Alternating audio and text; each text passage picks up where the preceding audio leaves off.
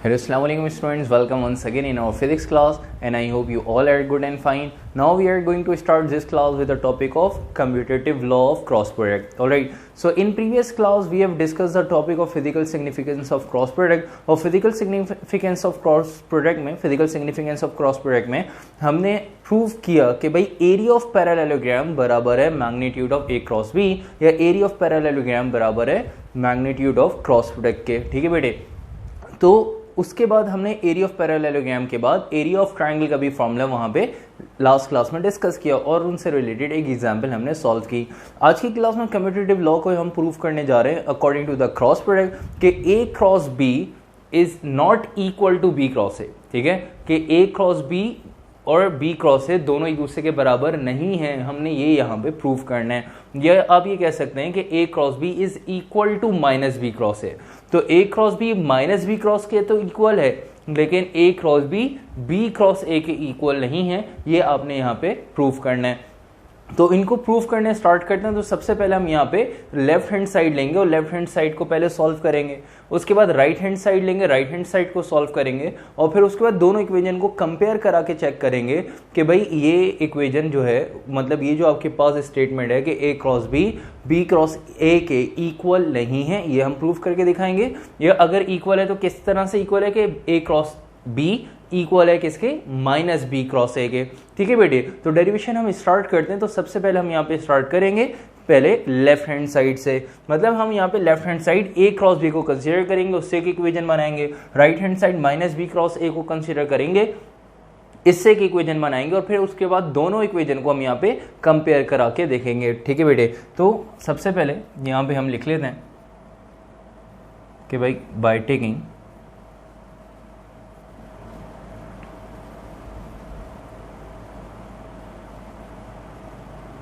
Left hand side. और left hand side क्या है बेटे, लेफ्ट हैंड साइड है ए क्रॉस बी. तो लेफ्ट हैंड साइड हमने यहां पे ले ली. लेफ्ट हैंड साइड हमारे पास है ए क्रॉस बी और लेफ्ट हैंड साइड के अकॉर्डिंग पहले हम ए क्रॉस बी की बनाएंगे डायग्राम. और ए क्रॉस बी की डायग्राम आप लोग इससे पहले भी पढ़ चुके हैं जब हमने क्रॉस प्रोडक्ट का टॉपिक डिस्कस किया और उसके अंदर हमने क्रॉस प्रोडक्ट का फॉर्मूला बनाना सीखा था. ठीक है, प्रीवियस लेक्चर्स में. लेकिन आज की क्लास में क्योंकि हम यहाँ पे पूरा लॉ प्रूव कर रहे हैं कम्यूटेटिव लॉ, तो इस वजह से हमने ए क्रॉस बी पहले लेफ्ट हैंड साइड को सॉल्व करेंगे, फिर बी क्रॉस ए को सॉल्व करेंगे, फिर दोनों इक्वेशन को हम यहाँ पे कंपेयर करेंगे. ठीक है बेटे. तो सबसे पहले हम यहाँ पे left hand side a cross B जो है इसकी एक इक्वेशन बनाने जा रहे हैं. तो उसके लिए सबसे पहले हम बनाएंगे इसकी डायग्राम. तो डायग्राम देख लीजिएगा कि डायग्राम में आपके पास दो वेक्टर हैं ए और बी. ठीक है. अच्छा, क्रॉस प्रोडक्ट में ये जो दो वेक्टर्स हैं ये दोनों ही रेफरेंस वेक्टर होते हैं. दोनों ही आपके पास रेफरेंस वेक्टर हैं और जब दोनों रेफरेंस वेक्टर हैं दोनों को एक ही प्लेन पे जो है वो क्या करते हैं, फॉर्म करते हैं. जैसे फॉर एग्जाम्पल आपके पास एक वेक्टर ए है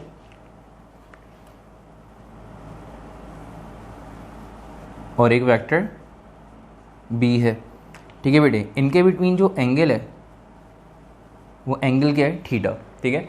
अब यहाँ पे ए क्रॉस बी जो है इसमें दोनों ही आपके पास रेफरेंस वेक्टर हैं, तो इस वजह से दोनों को एक ही प्लेन पे हम यहाँ पे क्या करते हैं, फॉर्म करते हैं. और with the help of right hand rule. ठीक है. राइट हैंड रूल के अकॉर्डिंग हम यहाँ पे इसका रिजल्टेंट फाइंड करते हैं. तो रिजल्टेंट कैसे फाइंड करते हैं, राइट हैंड रूल के अकॉर्डिंग. कि भाई अगर ए क्रॉस बी है तो हम अपनी फिंगर को राइट हैंड रूल के अकॉर्डिंग मूव कराएंगे.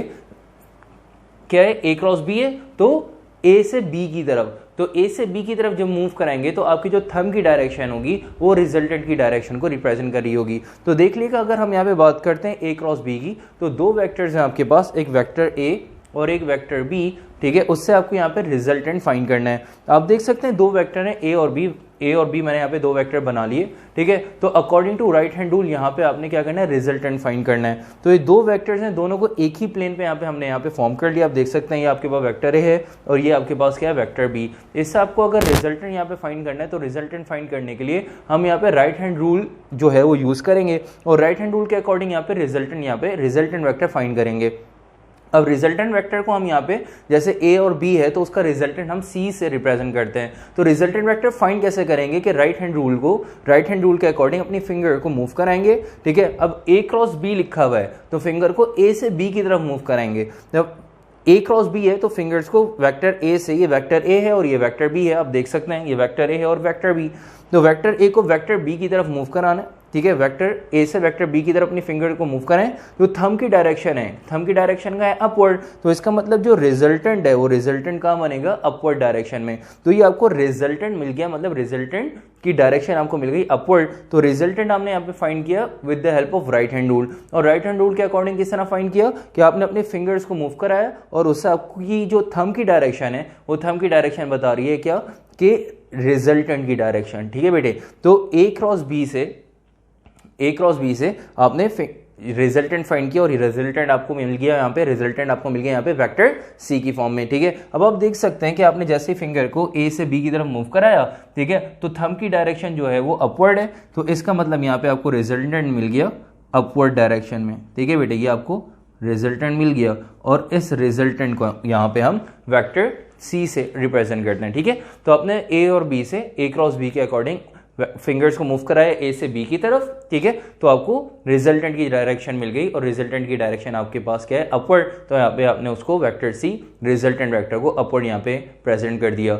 और रिजल्टेंट वेक्टर का जो यूनिट वेक्टर है वो जो है क्या होता है बेटा, उसको हम यू हेड से रिप्रेजेंट करते हैं। ये रिजल्टेंट वेक्टर है, इसका जो यूनिट वेक्टर है उसको हम यहाँ पे यू हेड से क्या करेंगे बेटा, रिप्रेजेंट करेंगे, ठीक है बेटे। तो यही आपने बना ली डायग्राम, और इसके अकॉर्डिंग अब यहाँ पे हम लिखेंगे, इस डायग्राम को एक्सप्लेन करेंगे, डायग्राम की एक्सप्लेनेशन लिखेंगे। Right hand, left hand side जो है वो आपने कंसीडर की, लेफ्ट हैंड साइड क्या है, ए क्रॉस बी की आपने बना ली डायग्राम को करेंगे अब एक्सप्लेन, और एक्सप्लेनेशन के बाद फिर हम इसका रिलेशन जो है वो ड्राइव करेंगे, रिलेशन ए क्रॉस बी का जो है वो यहाँ पे बनाएंगे, ठीक है बेटे। तो डायग्राम बना ली, तो डायग्राम के बाद नीचे लिखना स्टार्ट करें। इस डायग्राम को हम एक्सप्लेन कर रहे हैं कि consider two vectors A and be having different magnitude and direction, consider two vectors A and B having different magnitude and direction are starting from same point and the angle between them is theta,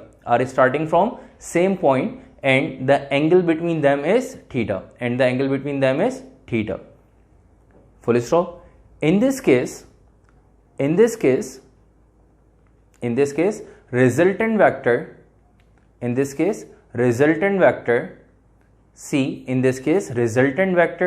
C के ऊपर arrowhead आ जाएगा, bracket में लिखिएगा resultant vector के बाद vector C के ऊपर arrowhead is formed, resultant vector C is formed with the help of right hand rule. Resultant vector C is formed with the help of right hand rule, and the unit vector along vector C के ऊपर arrowhead, and the unit vector along vector C is considered as U head.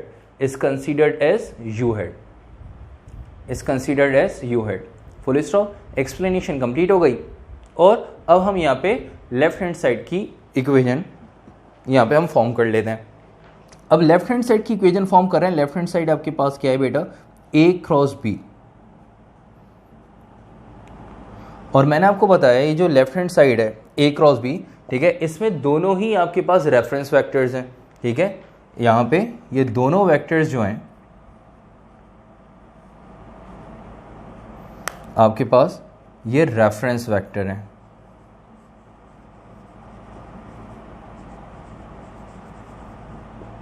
ठीक है बेटे। तो reference vector को हमने क्या सीखा कि भाई जो रेफरेंस वेक्टर होता है उसको राइट हैंड साइड पे मैग्नीट्यूड की फॉर्म में एज इट इज लिख देते हैं। जो भी आपके पास लेफ्ट हैंड साइड पे रेफरेंस वेक्टर होते हैं उनको राइट हैंड साइड पे मैग्नीट्यूड की फॉर्म में लिख देते हैं, ठीक है। यही काम हमने किया था डॉट प्रोडक्ट में। अब क्रॉस प्रोडक्ट में आपके पास दो रेफरेंस वेक्टर हैं, वेक्टर ए और वेक्टर बी। इस वजह से इन वेक्टर ए और वेक्टर बी को मैग्नीट्यूड फॉर्म में राइट हैंड साइड में लिख देंगे, ठीक है। उसके बाद जैसे हमने देखा कि भाई ए क्रॉस बी जो होता है वो बराबर है किसके, वेक्टर सी के। मतलब ए और बी इनको आपने क्या करा, इनका क्रॉस प्रोडक्ट फाइंड किया तो वो किसके बराबर आया, वेक्टर सी के, इनका जो रिजल्टेंट वेक्टर है वो किसके बराबर है बेटा, वेक्टर सी के। तो आपने देखा यहाँ पे कि भाई ए क्रॉस बी बराबर है ए बी, ठीक है। उसके बाद इन दोनों के बिटवीन जो एंगल है वो एंगल क्या है बेटा, थीटा।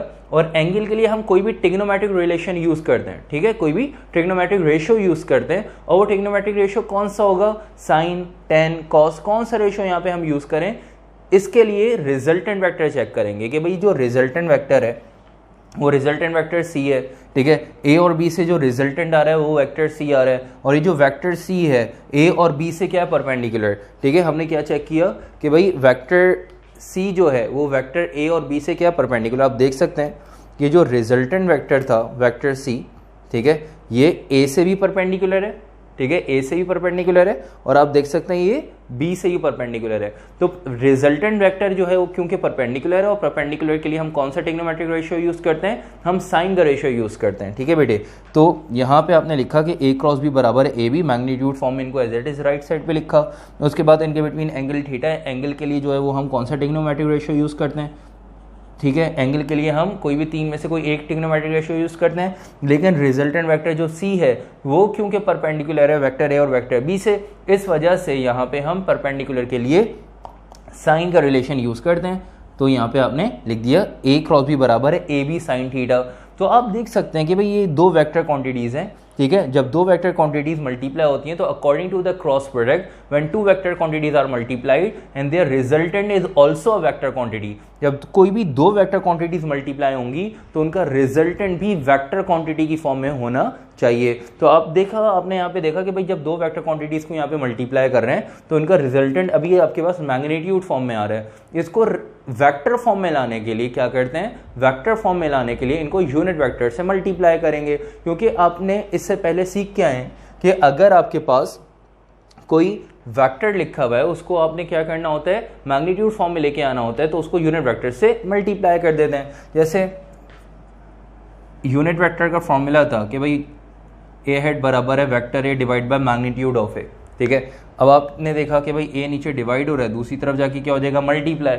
तो दूसरी तरफ जाके जब मल्टीप्लाई होगा तो ये बन जाएगा ए इंटू ए हेड बराबर है वेक्टर ए के, और करके पलट के लिख देंगे भाई वेक्टर ए बराबर है ए इंटू ए हेड के।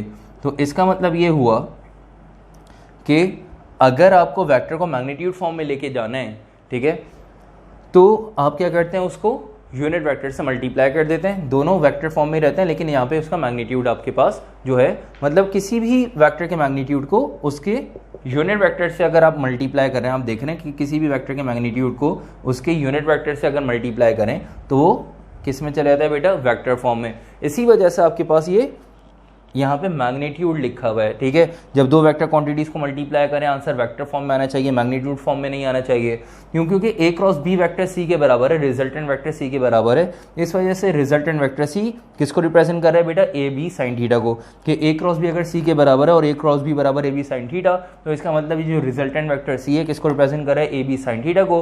तो इस वजह से यहाँ पे जो मैग्नीट्यूड है बेसिकली इस रिजल्टेंट वेक्टर का मैग्नीट्यूड है। तो रिजल्टेंट वेक्टर के मैग्नीट्यूड को रिजल्टेंट के यूनिट वेक्टर से मल्टीप्लाई कराना है।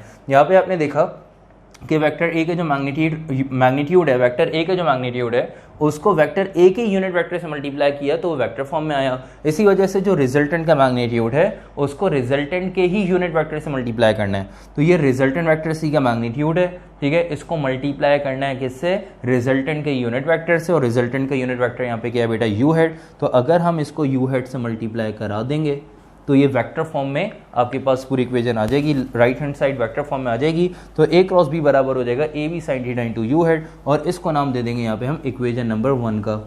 इसको यहाँ पे हमने नाम दे दिया बेटा इक्वेशन नंबर 1 का, ठीक है बेटे। तो ये आपने लेफ्ट हैंड साइड कर ली सॉल्व। अब हम बात करते हैं राइट हैंड साइड की, और राइट हैंड साइड आपके पास क्या है, माइनस बी क्रॉस ए, ठीक है। तो अब हम चल रहे हैं राइट हैंड साइड की तरफ, यहाँ पे लिख देंगे now taking right hand side, और राइट हैंड साइड यहां पे क्या है बेटा आपके पास, माइनस बी क्रॉस ए, ठीक है।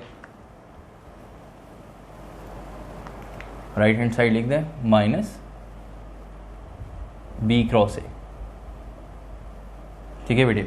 तो minus B cross a right hand side है।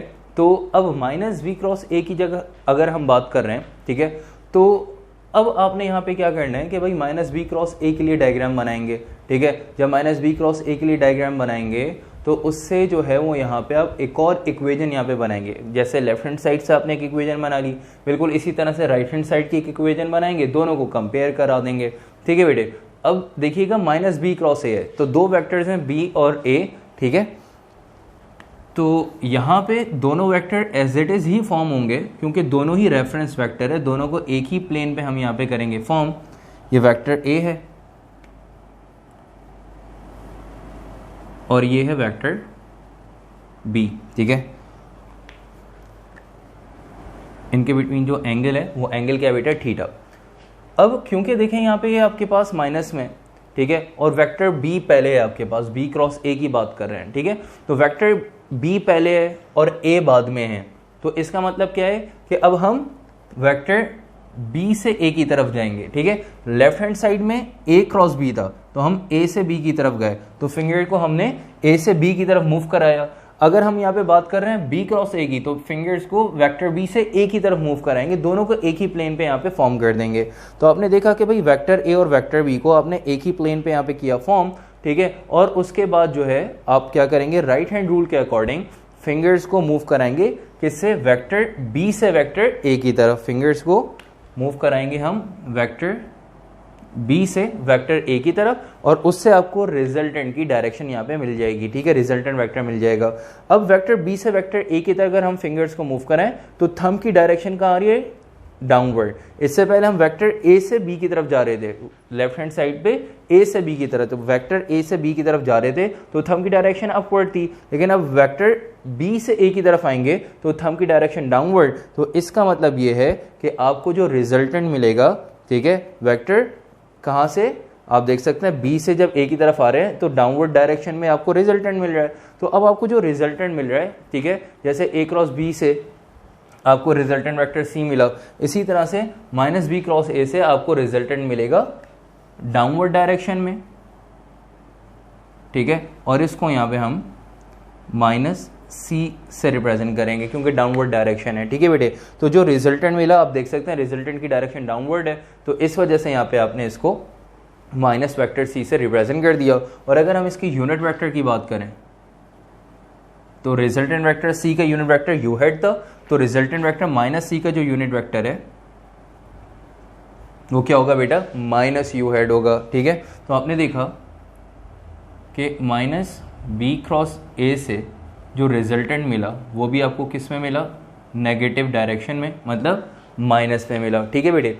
तो अब राइट हैंड रूल के अकॉर्डिंग हमने यहाँ पे रिजल्टेंट वेक्टर माइनस सी फॉर्म किया जिसका यूनिट वेक्टर था माइनस यू हेड और रिजल्टेंट वेक्टर की डायरेक्शन आपको डाउनवर्ड थी, इस वजह से यहाँ पे आपने इसको माइनस में, मतलब नेगेटिव साइन के साथ यहाँ पे इसको रिप्रेजेंट कर दिया, ठीक है बेटे। डायग्राम राइट हैंड साइड के अकॉर्डिंग आप लोगों ने बना ली होगी, डायग्राम बना लें जल्दी से और उसके बाद इसके बारे में लिखना स्टार्ट करें, ठीक है। यहाँ पे काम वही है कि भाई दो वेक्टर्स हैं, ठीक है, वेक्टर ए और वेक्टर बी दोनों एक ही पॉइंट से स्टार्ट हो रहे हैं, उनके बिटवीन जो एंगल है वो थीटा। ये सब कहानी पहले यहाँ पे लिख चुके हैं। सिर्फ यहाँ पे रिजल्टेंट, दोनों में डिफरेंस ये है कि रिजल्टेंट इसका अपवर्ड डायरेक्शन में पॉजिटिव है, इसका डाउनवर्ड डायरेक्शन में नेगेटिव है, ठीक है। इस वजह से यहाँ पे सिर्फ रिजल्टेंट में चेंज आ रहा है, तो रिजल्टेंट की चेंज को हम यहाँ पे सिर्फ एक्सप्लेनेशन में मेंशन करेंगे। इस डायग्राम के नीचे से लिखना स्टार्ट करें कि in this case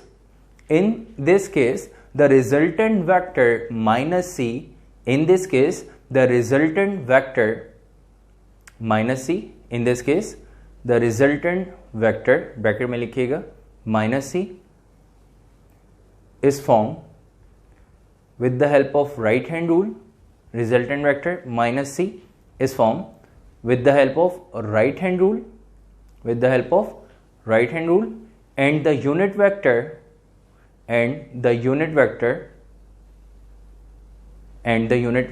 of minus c, unit vector of bracket में लिखिएगा माइनस सी, उसके ऊपर arrow head, and the unit vector of minus c is considered as minus u head, is considered as minus u head, is considered as minus u head, ठीक है बेटे, is considered as minus u head, ठीक है, full stop.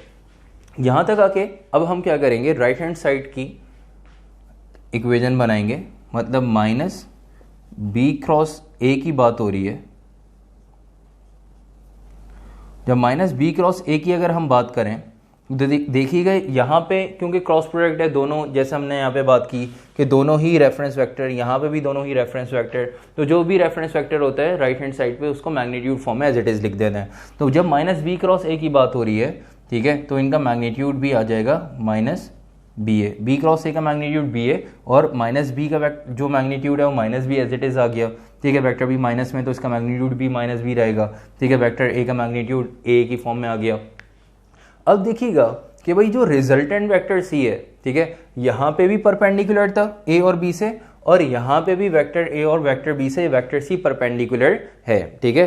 तो देख सकते हैं कि वेक्टर ए और वेक्टर बी से यहाँ पे देखें अगर वेक्टर सी है, ये आपके पास माइनस सी और ये वेक्टर है, इनके बिटवीन जो एंगल है वो कितना है 90 डिग्री, ये परपेंडिकुलर, ठीक है। और अगर हम बात करते हैं इसकी किसकी कि भाई ये वेक्टर बी है और ये वेक्टर सी है, ये भी आपस में क्या है परपेंडिकुलर, तो परपेंडिकुलर के लिए हम कौन सा ट्रिग्नोमेट्रिक रिलेशन यूज करते हैं, हम रिलेशन यूज करते हैं बेटा साइन का, साइन थीटा, ठीक है।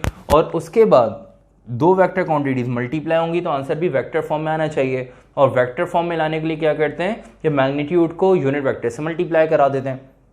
तो ये जो मैग्नीट्यूड है ये रिजल्टेंट का, जैसे माइनस बी क्रॉस ए, ठीक है, बराबर है माइनस सी के, तो रिजल्टेंट क्या है माइनस सी, तो ये जो मैग्नीट्यूड है इस रिजल्टेंट वेक्टर माइनस सी को रिप्रेजेंट कर रहा है, तो इस रिजल्टेंट वेक्टर का मैग्नीट्यूड है, तो इसका मतलब अब आपने क्या करना है, रिजल्टेंट वेक्टर के मैग्नीट्यूड को रिजल्टेंट वेक्टर के यूनिट वेक्टर से मल्टीप्लाई करना है। तो माइनस सी जो है इसका, ये जो माइनस सी जो रिजल्टेंट वेक्टर है इसका यूनिट वेक्टर क्या है माइनस यू हेड, तो इसको हम मल्टीप्लाई कर देंगे किससे बेटा, माइनस यू हेड से, माइनस यू हेड से कर देंगे मल्टीप्लाई, ठीक है। नेक्स्ट स्टेप देखिएगा क्या होगा कि भाई ये माइनस से माइनस मल्टीप्लाई जब करेंगे माइनस माइनस प्लस हो जाएगा, माइनस से माइनस हो जाएगा कैंसिल, तो माइनस बी क्रॉस ए आपके पास आ जाएगा b a sine theta into u head. अब बी ए साइन थीटा लिखें या इनको अरेंज करके ए बी साइन थीटा कर दें, एक ही बात है। इसको नाम दे देंगे इक्वेशन नंबर 2 का, ठीक है।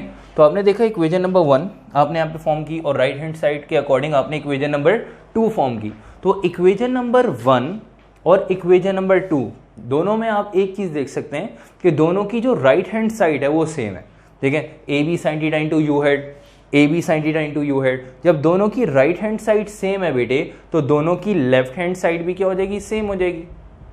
जब दोनों की राइट हैंड साइड सेम है तो दोनों की लेफ्ट हैंड साइड भी सेम होगी जब इनको हम कंपेयर कराएंगे। अब इक्वेशन नंबर 1 और इक्वेशन नंबर 2 को अगर हम कंपेयर करें, क्योंकि दोनों की एक एक side right hand side same है, तो कंपैरिजन से दोनों की लेफ्ट हैंड साइड भी क्या हो जाएगी, सेम हो जाएगी। यहां पे हम लिखेंगे वर्डिंग कि भाई by comparing equation number 1 and 2। जब इक्वेशन नंबर 1 और इक्वेशन नंबर 2 को कंपेयर कराएंगे तो दोनों की राइट हैंड साइड सेम है, तो दोनों की लेफ्ट हैंड साइड भी आपके पास सेम हो जाएगी। मतलब ए क्रॉस बी बराबर हो जाएगा माइनस बी क्रॉस ए के, ठीक है बेटे। तो ए क्रॉस बी बराबर हो जाएगा किसके, माइनस बी क्रॉस ए के। ये आपने यहां तक आके इक्वेशन को प्रूफ कर दिया।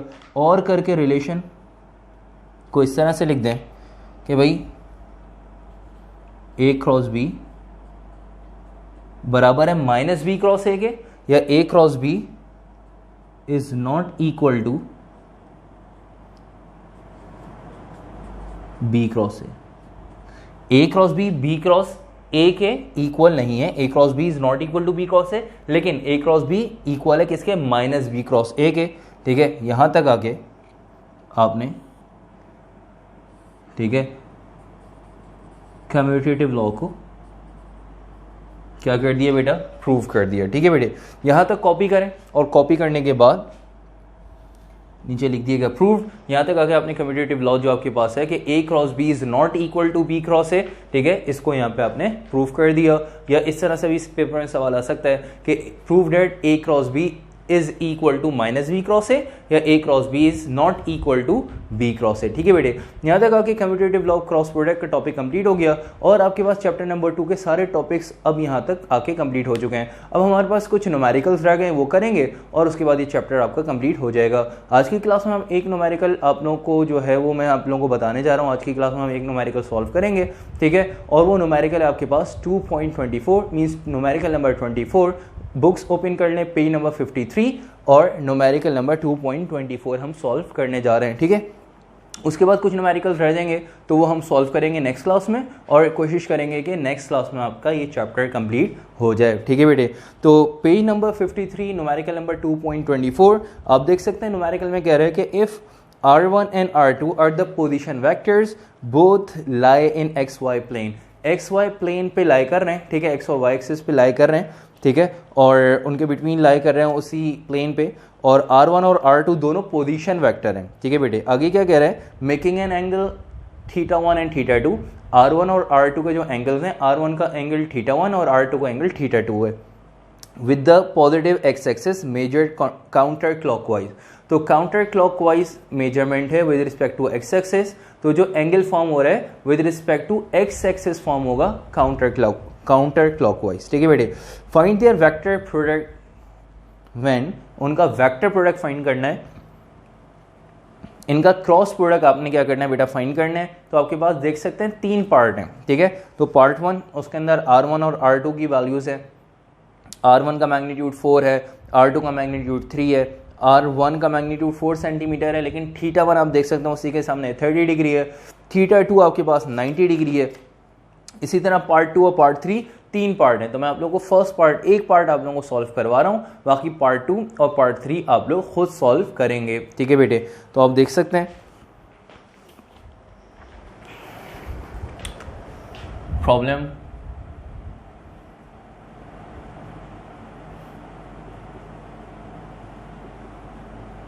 (2.24)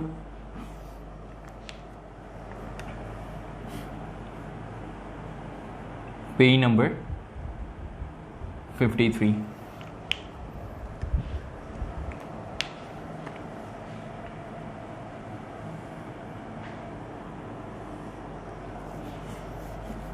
ये आपके पास x और y एक्सिस हमने यहाँ पे फॉर्म कर लिया, ठीक है। कह रहे कि जो R1 है, ठीक है, उसका मैग्नीट्यूड 4 सेंटीमीटर है और R2 का जो मैग्नीट्यूड है वो आपके पास 3 सेंटीमीटर है, और R1 का एंगल 30 डिग्री काउंटर क्लॉकवाइज और R2 का एंगल 90 डिग्री है बेटा। ठीक है, आप देख लीजिएगा यहाँ पे हम वेक्टर्स फॉर्म कर लेते हैं कि आपके पास एक आ गया R1, ठीक है बेटे, जिसका मैग्नीट्यूड 4 सेंटीमीटर है, और काउंटर क्लॉकवाइज इसका जो एंगल है with respect to x axis, counter clockwise, ठीक है, with respect to x axis जो एंगल है θ1 कितना है बेटा, 30 डिग्री है, सही है। उसके बाद वो कह रहे हैं कि एक और आपके पास वेक्टर है, और उस वेक्टर को यहाँ पे इसने R2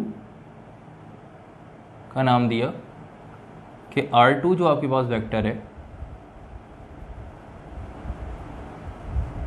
ये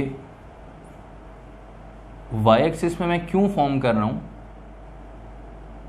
इस वजह से फॉर्म कर रहा हूँ, इसका मैग्नीट्यूड 3 सेंटीमीटर है, ठीक है। y एक्सिस पे इस वजह से फॉर्म कर रहा हूँ क्योंकि with respect to x axis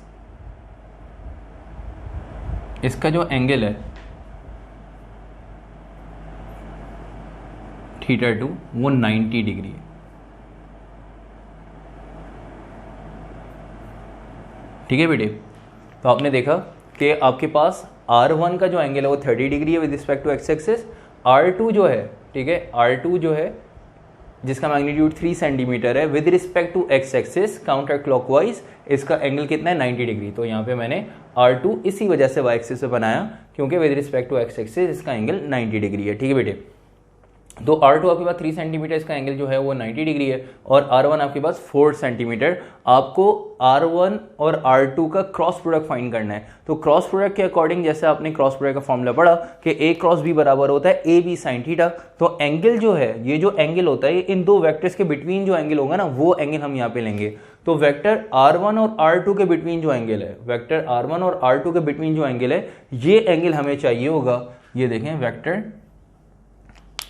ठीक है, R1 का with respect to x axis जो एंगल है वो 30 है, और R2 का with respect to x axis जो एंगल है वो कितना है बेटा, 90 है। लेकिन आपको R1 और R2 के बिटवीन ये जो एंगल है, ये एंगल चाहिए होगा। इसको यहाँ पे मैं थीटा से रिप्रेजेंट कर देता हूँ बेटा। किससे रिप्रेजेंट कर देता हूँ, थीटा। और थीटा अगर आपको फाइंड करना है, थीटा फाइंड करना है, तो क्या करेंगे, 90 में से 30 डिग्री को माइनस कर दें, तो आपके पास थीटा आ जाएगा। कितना आ जाएगा बेटा, 60 डिग्री। तो एंगल यहाँ पे आपने फाइंड कर लिया कि भाई R1 और R2 के बिटवीन जो एंगल है उसको आपने थीटा से कंसीडर किया, थीटा से रिप्रेजेंट कर दिया, और एंगल कितना आ गया बेटा, 60।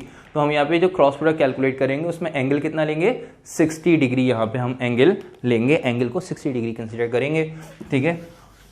आपने यही काम जो है बाकी दोनों पार्ट में भी करना होगा, ठीक है। सेकंड पार्ट अगर आप देखें तो उसमें एक एंगल आपके पास कितना है, 220 थीटा 1 और थीटा 2 आपके पास 40 डिग्री। तो आपने इन दोनों को माइनस करा के 220 में से 40 को माइनस करा के एंगल 180 लेंगे, ठीक है। पार्ट 3 में आपके पास जो एंगल है 20 थीटा 1 और थीटा 2 110, ठीक है।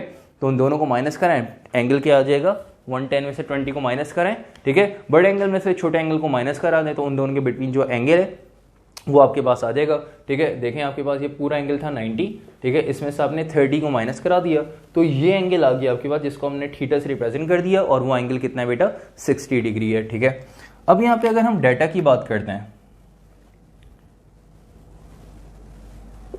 तो देख लीजिएगा कि मैग्नीट्यूड ऑफ R1, मतलब R1 मैग्नीट्यूड इस तरह से लिखे हैं, सिर्फ R1 लिखे हैं कि बात है, कितना है बेटा, 4 centimetre. Magnitude of R2 means R2 आपके पास कितना है, 3 सेंटीमीटर। और इन दोनों के बिटवीन, R1 और R2 के बिटवीन जो एंगल है वो एंगल कितना है बेटा, 60 डिग्री। वो हमने यहाँ पे फाइंड किया है, एंगल कितना है, 60 डिग्री, ठीक है। आपने भी यही काम करना है, ठीक है।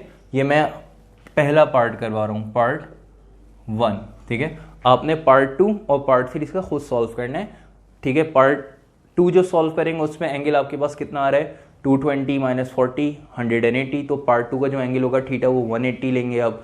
और पार्ट 3 में एंगल जो है वो 110 माइनस 20 90 डिग्री पार्ट 3 का एंगल आ जाएगा, ठीक है बेटा। R1 R2 गिवन है, थीटा आपके पास 60 डिग्री है। अब आपने यहाँ पे क्या करना है, इनका क्रॉस प्रोडक्ट फाइंड करना है। लिख लेंगे यहाँ पे क्या फाइंड करना है, इनका क्रॉस प्रोडक्ट, मतलब R1 क्रॉस R2, ये फाइंड करना है।